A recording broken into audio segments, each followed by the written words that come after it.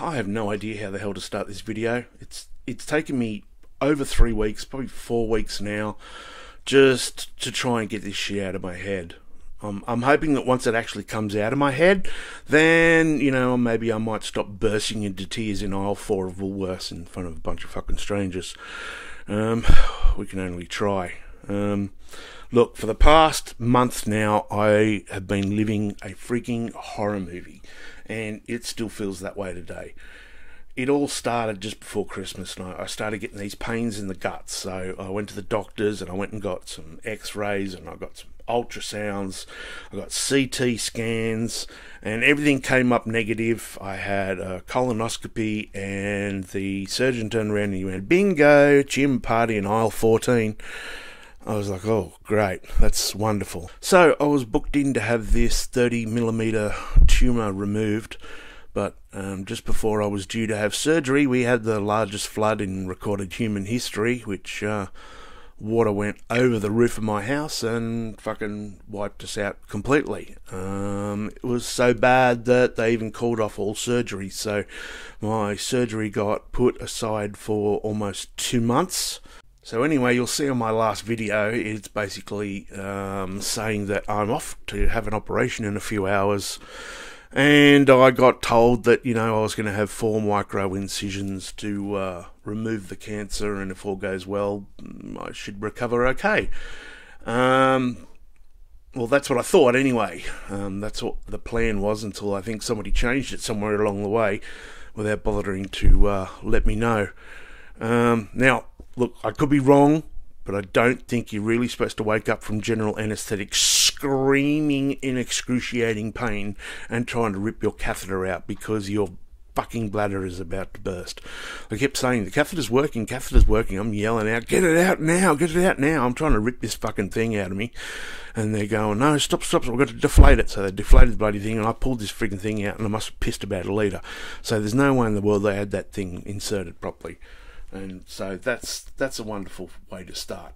The next few days is a bit of a blur. It's a little bit hard to fucking recall much when you're that fucking drugged off your brain. But so anyway, I do remember going for a shower and a piss and seeing myself in the mirror for the first time and basically almost passing out. I didn't have 4 little insertions. I had 6 insertions, with the biggest being about as long as your arm and 40 staples. I was absolutely fucking mutilated. I was like, what the fuck? I had 2 big blood drainage bags hanging from either side of me, which were sucking out about half a litre of blood a day from the surgery. But, you know, that probably wasn't even as bad as the fact that somebody had played Mr. Potato Head with me and decided to put my asshole in the wrong place. They gave me a stonum, so basically I got a shit out the side of a bag. That was absolutely, specifically, totally against everything I had to fucking say about that shit. And I said, there's no way in the world I want to be shitting into a bag, and that's what's fucking happened. They do say it's reversible and I can have it reversed in about 6 months, but the way bloody things have been going, who the fuck would know? I don't really trust any bastard at this point.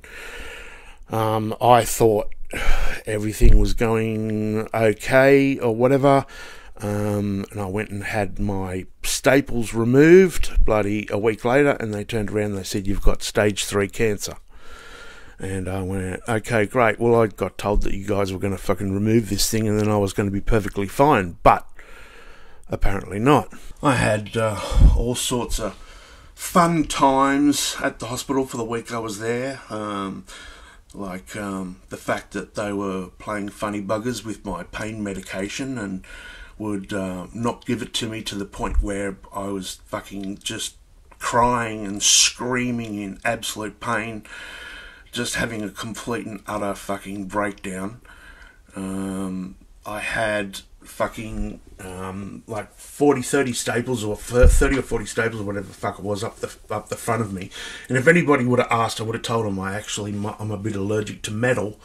When I get any kind of metal in me, it gets infected and fucking tries to throw the metal out. It's probably from bloody doing so much metal work over the years. But anyway, so they put staples in me, and all the fucking staples all got infected because they didn't bother to freaking ask or anything like that. I had a lovely incident where fucking I bloody rolled onto my shit bag in the middle of the night, fucking because I was unconscious, obviously, and fucking diarrhea everywhere, just fucking covered in it. I had to fucking call for the bloody nurse to arrive, and they arrived, and they actually fucking, they got up me, they yelled at me, oh, you fucking shouldn't have rolled on it, you bloody be careful from now on. Now we've got to clean this up. I'm fucking covered in shit from head to fucking toe. All my staples and everything had all fucking diarrhea all through them. I'm just fucking covered in the crap, man, and I'm standing there 2 a.m. in the morning, fucking basically completely naked, fucking bawling my eyes out, covered in shit, while this fucking nurse is fucking downgrading me, you know, fucking upping me for it. Just fucking incredible, I tell you. Anyway, to cut a long story short, I'm sure you don't want to hear about most of that. Most of it was friggin' not having my stuff cleaned properly, not being given bloody my medications fucking on time or anything like that. And just being so fucked up. The pain was just so fucking incredible. Absolutely unbloody believable. So anyway, to cut a long story short, I tried everything to get the fuck out of there. It was absolutely hell. So anyway, one morning a nurse came in dressed like she was fucking going to bloody Fukushima, and stick a fucking rat up my nose and says, oh, you're positive for COVID. They locked me in my room, right, and told me to grab my shit together. I have to get everything together myself, and orderlies came and just piled everything onto like this wheelchair trolley sort of thing, stuck a N95 mask on me, wheeled me out to the front of the hospital, and told me to get out of the chair. Got out of the chair, dumped all my shit there, and fucked off, and left me there. Left me there, supposedly positive COVID. I'm fucking standing out front of the hospital with all my shit. How do you like them apples?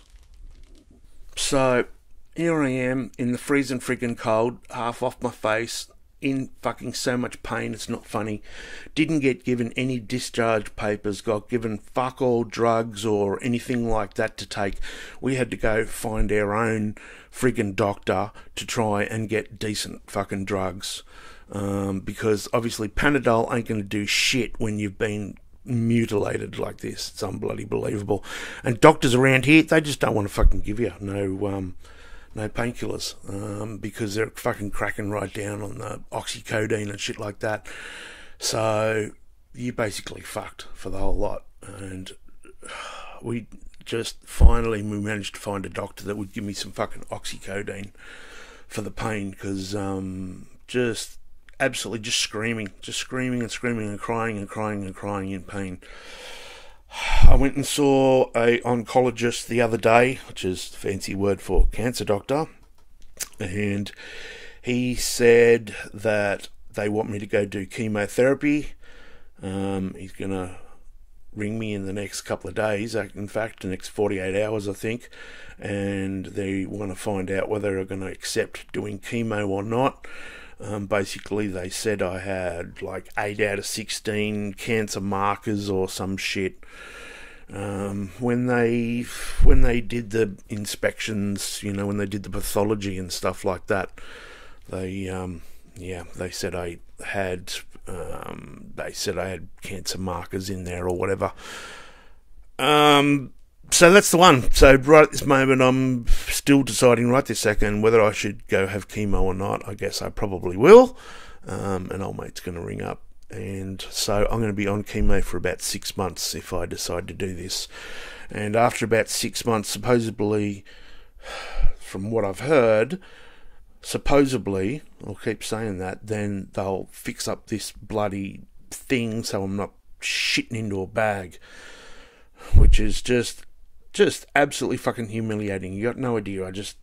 It is just mind-blowing. I hate it. I can't stand it. I rang up my bloody shrink, my actual psychiatrist, and he gave me a dose of diphenamine or something like this, I don't know, to take every day. Because otherwise, every time I had a shower and fucking pulled my fucking just... Mate, every time I took care of myself or whatever, I'd basically just burst into tears. I got this fucking scar, like, down the front of me. I just look like I've been in an autopsy, is what it looks like. It's terrible. Anyway, look, I want to thank everybody who sent me emails, everybody who rang, everybody who texted, everybody who sent a message one way or another. I really, really appreciate it. I love yous a lot. I thank yous heaps. I am pretty much back. I do got to do chemo if I'm doing it, obviously, but I'm going back to my regular videos where I'm going to be working on the house, and I'm also going to be doing some reviews. In fact, I've already started 2 reviews. I was just sitting here and one of my staples fell off. Yeah, just fell off. Gotta love it.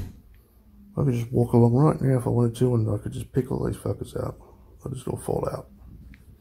This one's split open down here because I haven't got nothing to swing off to help me pick myself up. So when I've got to go to the toilet and stuff like that, I've got to try and use my stomach, which is then tearing open the fucking flesh. He has also used steel staples, to which I am allergic to fucking...